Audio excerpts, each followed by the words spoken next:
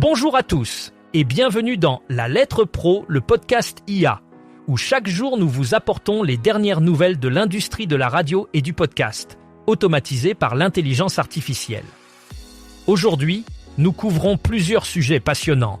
RMC étend sa diffusion DAB+ à de nouveaux territoires, Champagne FM s'invite sur le plateau du Monopoly Reims et bien plus encore. Je suis Brulatour, le rédacteur en chef de La Lettre Pro. Plongeons dans l'actualité du jour. À partir de ce mercredi 17 décembre, RMC élargit sa diffusion numérique terrestre en DAB+ à de nouvelles régions en France. Cette première phase concerne les départements de l'Ouest, incluant les Côtes-d'Armor, le Finistère, le Morbihan et la Vendée. L'objectif est d'améliorer l'accessibilité des programmes de la radio Info Talk Sport RMC sans recours à Internet grâce à la technologie DAB+. Dans les mois à venir, cette expansion se poursuivra vers la Charente, Montluçon, Bourges, Vierzon, Cholet, Salbris, Troyes, Laon, Nîmes et Saint-Étienne. Le DAB+ offre l'avantage d'une écoute sans changement de fréquence et l'accès à un plus large éventail de stations. Ce déploiement vise à renforcer la présence de RMC dans ces régions, offrant ainsi une plus grande diversité et simplicité d'écoute aux auditeurs. Aujourd'hui, nous nous plongeons dans une collaboration passionnante entre Champagne FM et le célèbre jeu de société Monopoly. Hasbro a récemment lancé une édition spéciale du Monopoly dédiée à la ville de Reims et Champagne FM y joue un rôle clé. Dans cette version locale, la radio est représentée directement sur le plateau, notamment parmi les cartes rouges, et figure également sur 2 cartes de la caisse de communauté. Pour célébrer ce lancement, Champagne FM a organisé un événement public au centre commercial de Cormontreuil avec une version géante du jeu pour divertir les participants. L'opération ne s'arrête pas là. Des exemplaires du Monopoly Reims sont à gagner à l'antenne et via les plateformes numériques de la station. En combinant présence physique, diffusion à l'antenne et visibilité digitale, Champagne FM renforce son lien avec son audience locale, consolidant ainsi sa position de première radio locale en Champagne-Ardenne. Aujourd'hui, nous plongeons dans le monde de l'audio embarqué avec Stingray, qui révolutionne l'expérience d'écoute en voiture. Grâce à un partenariat avec plusieurs constructeurs automobiles, Stingray offre désormais l'accès à des millions de contenus directement depuis le tableau de bord de votre véhicule. Que vous soyez intéressé par de la musique, des podcasts ou même des émissions de radio, Stingray vous permet de naviguer facilement à travers une vaste bibliothèque de contenus audio. Ce service, qui ne nécessite pas de connexion Internet constante, est conçu pour offrir une flexibilité et une diversité d'écoute inégalée tout en garantissant une interface utilisateur intuitive.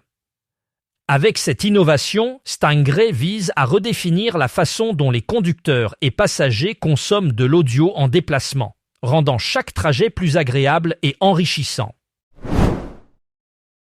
Le numéro 188 de la Lettre Pro l'Hebdo est maintenant disponible et met en lumière la radio à travers des récits personnels et des trajectoires singulières.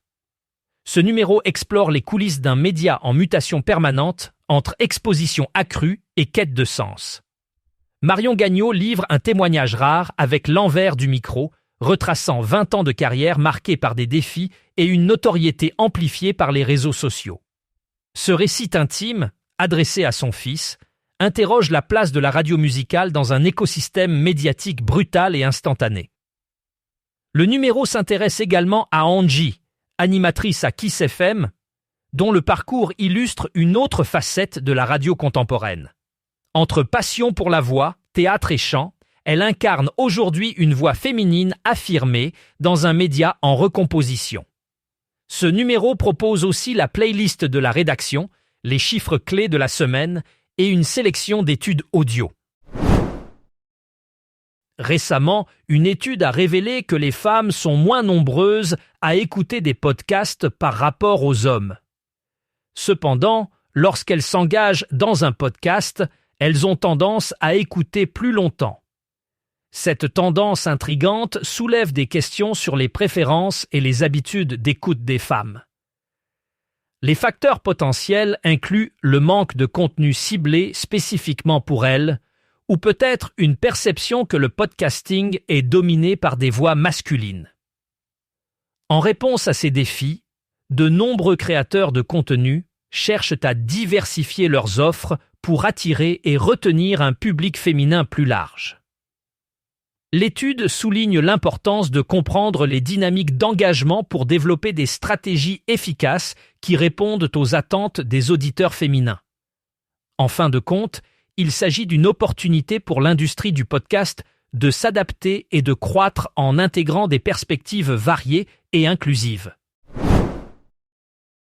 L'émission Culture Monde de France. Culture a été honorée le 12 décembre par l'Association de la presse étrangère, recevant le Grand Prix de la presse internationale dans la catégorie radio.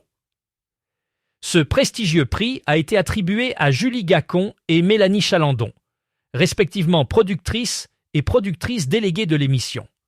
Leur programme se distingue par son approche approfondie de l'actualité internationale, en offrant une plateforme où chercheurs et experts partagent leurs analyses sur les événements mondiaux. Depuis 15 ans, Culture Monde se consacre à expliquer les enjeux complexes de notre époque en diffusant chaque semaine des discussions éclairées. Ce prix souligne l'engagement de l'équipe à rendre accessible la géopolitique, un pilier de la mission de service public de France Culture, surtout face aux défis contemporains. Emily de Jong, directrice de France Culture, a exprimé sa fierté pour cette reconnaissance qui met en valeur le travail rigoureux et pluraliste de l'émission. Les Indés Radio, un collectif de radio locales en France, a récemment dévoilé sa nouvelle identité sonore conçue par l'agence 6e Son. Cette collaboration marque un tournant dans l'image acoustique des Indés Radio qui souhaitent renforcer leur présence et leur reconnaissance auprès du public. 6e Son, reconnu pour son expertise dans la création d'identités sonores, a développé une signature musicale qui reflète l'unité et la diversité des stations membres. L'objectif est de créer une cohérence sonore tout en respectant l'identité unique de chaque radio. Cette nouvelle identité sonore est déployée sur l'ensemble des canaux de diffusion des Indés Radio, incluant la radio, le numérique et les réseaux sociaux. Ce projet souligne l'importance croissante de l'identité sonore dans la stratégie de marque des médias, offrant une expérience auditive enrichie et mémorable pour les auditeurs. Marion Gagnon, animatrice radio depuis 18 ans, partage son expérience unique dans le livre « L'envers du micro ». Ayant travaillé sur des stations telles que Énergie, Fun Radio et aujourd'hui Europe 1, elle offre une perspective inédite des coulisses du monde radiophonique. Ce livre est un mélange de révélations personnelles et de récits sur les défis et les moments marquants de sa carrière. Marion évoque son parcours professionnel, depuis ses débuts jusqu'à son ascension dans l'industrie, tout en abordant les pressions et les attentes qui accompagnent la notoriété. L'envers du micro est une invitation à découvrir l'envers du décor, révélant les réalités souvent méconnues de la vie d'une animatrice radio. Un témoignage sincère qui s'adresse à tous ceux qui s'intéressent à l'univers médiatique et à ses dynamiques internes. Pour l'année 2026, France Média Monde bénéficiera d'un financement public de 303,9 millions d'euros. Cette somme, annoncée dans le cadre du projet de loi de finances, représente une contribution essentielle au fonctionnement de l'entreprise qui gère notamment France 24, RFI et Monte Carlo Doualiya. Ces chaînes jouent un rôle clé dans la diffusion de l'information française à l'international, en assurant une couverture en plusieurs langues et en atteignant des millions d'auditeurs et de téléspectateurs à travers le monde.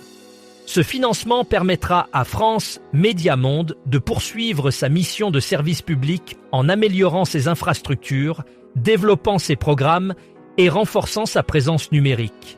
L'engagement de l'État français souligne l'importance stratégique de ces médias dans la promotion de la culture et des valeurs françaises à l'échelle mondiale. Pour en savoir plus, rendez-vous sur notre site lalettre.pro et n'oubliez pas de vous abonner à notre newsletter quotidienne.